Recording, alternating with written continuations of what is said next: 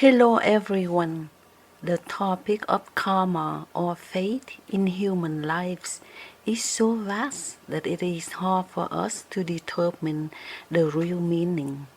In today's video, we can dig deeper into this topic and hope to gain some understanding not through religion but to understand the universal laws. Karma and fate. Should we believe in it? This question has followed humanity for centuries across cultures, religions, and philosophies. People have tried to understand whether life is governed by fate, shaped by karma, or directed by personal will. Some believe everything is predetermined.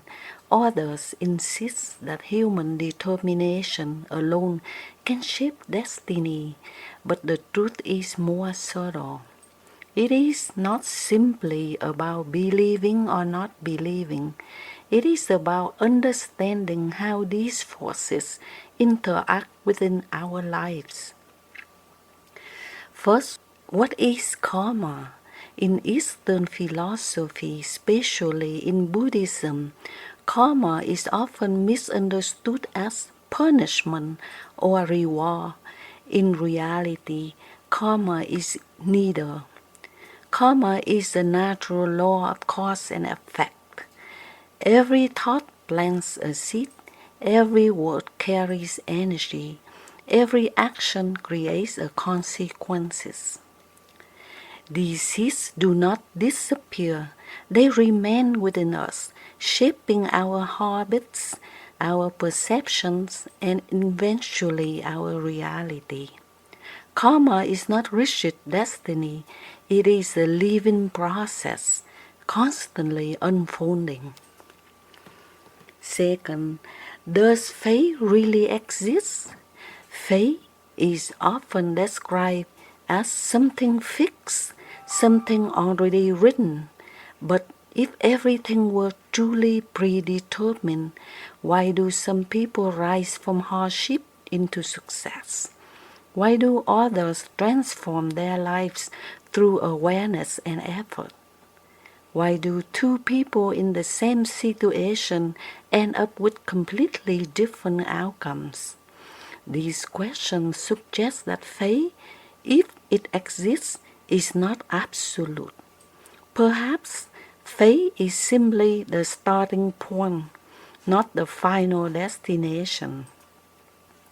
We may not choose what we begin in life, our family, our circumstances, our early experiences, but we can always participate in where we go from there. Why can't human determination control everything? This is where many people feel confused or even frustrated. We are often told, if you are determined enough, you can achieve anything, but real life does not always respond so easily. Human life is shaped by three main forces. First, the past, karma already created. Our previous thoughts, habits, and actions form patterns. These patterns influence how we think and act today. A person who has lived in fear for many years cannot instantly become fearless through sheer will. Second, circumstances, environment, family, education, culture, opportunities. These create the external conditions of life. Not everyone begins from the same place. Third, free will, present choice. This is the most powerful element and the only one we truly control. Free will is like the hand on the steering wheel. Karma and circumstances are like the road and the weather. You cannot stop the rain, but you can decide how you drive through it. Should we believe in karma or fate? The answer is not simply yes or no. If understood correctly, these ideas can empower us. If misunderstood, we can weaken us. To believe wisely means recognizing that our actions have consequences, taking responsibility for our inner and outer life, developing patience and growth in transformation, letting go of blame toward others or circumstances. To believe blindly means thinking this is my fate, I cannot change it. Using karma as an excuse for passivity, losing the motivation to act or improve. A true understanding should bring clarity and strength, not helplessness. Where does the meaning of life come from? If everything were controlled by fate or karma alone, life would feel meaningless. But meaning does not come from controlling everything. It comes from how we respond to what happens. Two people may face the same hardship. One becomes bitter, the other becomes wiser. The difference is not fate, it's awareness and choice. A balanced perspective, we can understand life in a simple way. The past creates the present creates the future. You cannot rewrite the past, but you can always begin again, right now. Karma is not a prison, it is more like a flowing record, constantly being rewritten. Every kind thought, every conscious action, every moment of awareness, these are the ways we reshape our path. A deeper reflection, East and West. In Buddhist thought, karma explains the continuity of cause and effect. In Christian teaching, we find a similar idea as you sow, so shall you reap. In Carl Jung's psychology, we see another layer. Our unconscious patterns shape our lives until we become aware of them. Different languages, same truth. What is unconscious becomes fate. What is conscious becomes choice. In conclusions, karma and fate are not chains that bind us.